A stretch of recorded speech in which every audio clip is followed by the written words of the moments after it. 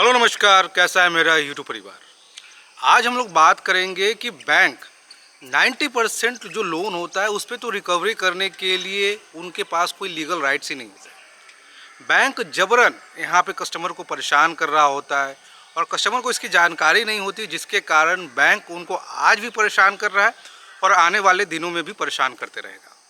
हमारा मकसद बहुत ही साफ है कि हम एक आम जनता को ये बताएं कि आप कैसे ये पहचान पाओगे कि आपके जो लोन है उस पर कोई भी रिकवरी हो ही नहीं सकती।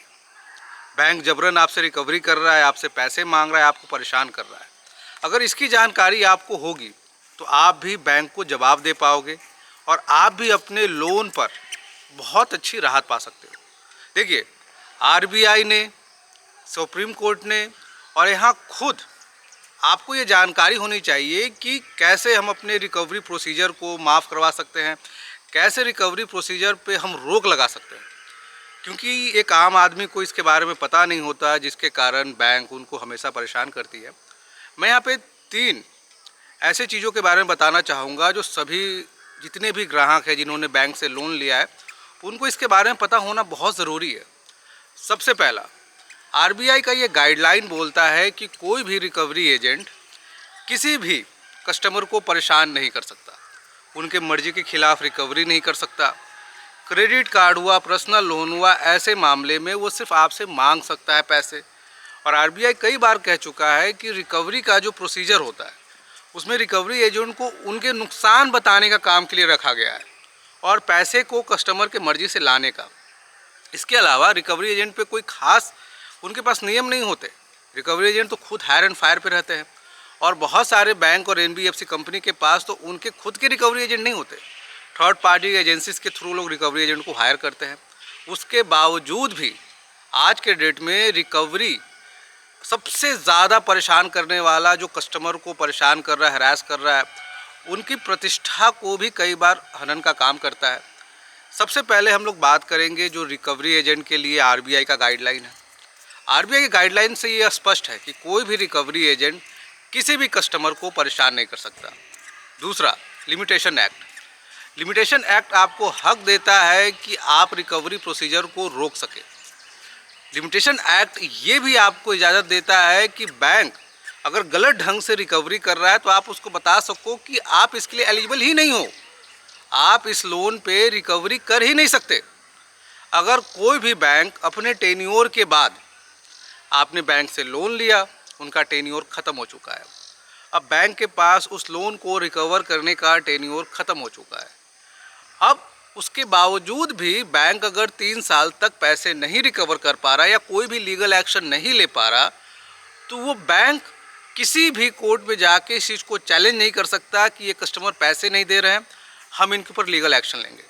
जब लीगल एक्शन आप ले नहीं पाओगे 3 साल के बाद, तो उसके बाद जब रिकवरी एजेंट आप लोग भेजते हो, मैंने यहाँ कई लोन में देखा है 5-6 साल के बाद भी रिकवरी एजेंट जाते हैं, कस्टमर को डराते हैं, धमकाते हैं और कई बार बोलते हैं कि आपके प्रॉपर्टी को हम कब्जा कर लेंगे, आपके प्रॉपर्टी पे हमारा हक है।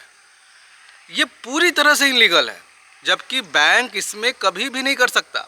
आप भी अगर देखो कि आपने कोई लोन लिया 1 साल के लिए, 2 साल के लिए, और उसके 3 साल बाद तक भी अगर कोई रिकवरी नहीं हो रहा है, बैंक की तरफ से अगर कोई भी लीगल एक्शन नहीं लिया गया और अचानक एक दिन बैंक आके बोल रहा है कि हम इस प्रॉपर्टी को कब्जा कर लेंगे, इस पे मेरा हक है, तो सिक्योर हो या अनसिक्योर लोन हो, आपको कोई भी लीगल एक्शन 3 साल के अंदर लेना पड़ेगा, आपके टेन्योर के 3 साल के अंदर। अगर कोई भी बैंक, एनबीएफसी कंपनी ये चीज़ नहीं कर पाती तो बैंक के पास ये राइट्स ही नहीं है कि उसके लिए कोई भी लीगल एक्शन लिया जाए। जब आप लीगल एक्शन नहीं ले पाओगे तो इसका भी कोई आपके पास राइट्स नहीं है कि आप उस पर रिकवरी इशू कर सको, क्योंकि इसके लिए भी साफ तौर पे यहाँ पे मना किया गया है। अब एक और चीज़ निकल के आता है कि रिकवरी एजेंट को लेकर कई बार कई मामले दर्ज किए गए, कोर्ट्स में गए। अब सबसे पहले रिकवरी एजेंट किसी भी रिकवरी के लिए लीगल पर्सन नहीं होते।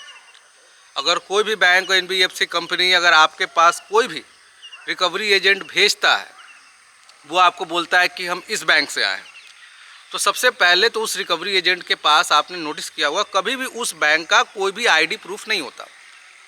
वो सिर्फ आ जाते हैं क्योंकि उनको हायर किया जाता है एज ए एजेंसी, उनके पास एक कोड होता है, तो प्रयास ये करें कि आपके पास वो कोड होना चाहिए।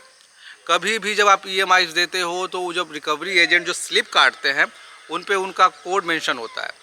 एक बार पेमेंट करें, उनका कोड रजिस्टर कर ले, क्योंकि अगर कोई स्लिप नहीं दे रहा, अगर उस पर कोड मेंशन नहीं कर रहा, बोल रहा हम बाद में देंगे, तो उसको ईएमआई मत दीजिए। अगर वो दे रहा है तो उसका कोड रजिस्टर करके रखिए। और जब वो बात करता है, क्योंकि बहुत सारे लोग बोलते हैं कि सर वो अपने नंबर से बात नहीं करते, अगर बाद में आप कंप्लेन भी करने जाओ तो बैंक एनबीएफसी ये बोल के बहुत ही आसानी से निकल जाता है कि ये मेरा आदमी नहीं है, ये जो रिकवरी एजेंट गया था इनके पास रिकवरी प्रोसीजर के लिए, इससे बैंक का कोई लेना देना नहीं है। तो आप उनको बोलिए कि देखिए ये स्लिप है। और कभी भी कंप्लेन किया कैसे जाता है, सबसे पहले आपके पास अगर कोई वॉइस रिकॉर्डिंग हो तो वॉइस रिकॉर्डिंग में हम लोग सिर्फ बात सुनते हैं, हम लोग कोई सवाल नहीं करते। सबसे पहले अगर कोई बोले तो आप कहाँ से बोल रहे हो, किस बैंक से बोल रहे हो, ये जानने की कोशिश करें। क्योंकि कोई भी रिकवरी एजेंट या कोई भी रिकवरी एजेंसीज ये नहीं बोलता कि हम इस एजेंसी से बोल रहे हैं, हम इस बैंक से बोल रहे हैं। वो सिर्फ एक बैंक का नाम बोलता है और हम उसके एम्प्लॉय बोल रहे हैं। तो सबसे पहले उनसे पूछिए कि अच्छा आप इस बैंक से बोल रहे हो, तो उस बैंक के जो लोन मैनेजर उनका नाम पूछने की कोशिश कीजिए। 90% रिकवरी एजेंट को किसी भी अपने लोन मैनेजर का नाम पता ही नहीं होगा। उसके बाद पूछिए तो अगर बैंक का आप लोन मैनेजर नहीं जानते तो किसके अंडर काम करो, एजेंसीज के अंदर काम करो, कौन से एजेंसीज है, ये सारी चीज़ें आपको पता होनी चाहिए। जब ये पता है तो कंप्लेन रजिस्टर करने में अगर कोई भी रिकवरी एजेंट आपको यहाँ पर पैसे मांग रहा है, स्लिप काट रहा है, बदतमीजी कर रहा है, उन पे सीधे तौर पे केस होता है, पर कोई कंप्लेन करता नहीं है। और कंप्लेन रिकवरी का मत कीजिए, वो सीधे एज अ पर्सन उनका नाम लीजिए, वो बैंक का आदमी बन के आ रहा है और यहाँ पर धमकी दे रहा है, हमारे साथ गाली गलौज कर रहा है, इस तरह के कंप्लेन रजिस्टर कीजिए, जिससे बैंक को भी अगली बार समझ में आए कि अगर हम किसी भी कस्टमर को अगर परेशान हरास कर रहे हैं तो लीगल एक्शन हम पर भी हो सकता है।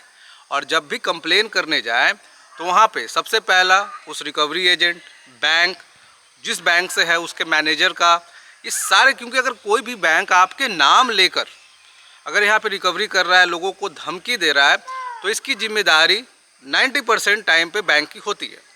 आप एक बार रजिस्टर करें, बैंक का जो रिकवरी प्रोसीजर है वो पूरी तरह से बंद होगा।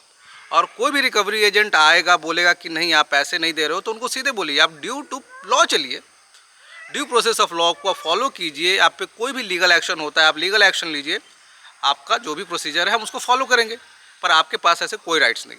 जिस दिन एक कस्टमर ये बोलना सीख गया उस दिन बैंक आपको परेशान करना बंद कर देगा। स्क्रीन पे नंबर आ रहा होगा, कोई भी सवाल हो आप पूछ सकते हो, कोई पर्सनली बात करना चाहता है अपॉइंटमेंट के थ्रू बात कर सकता है। जय हिंद, वंदे मातरम।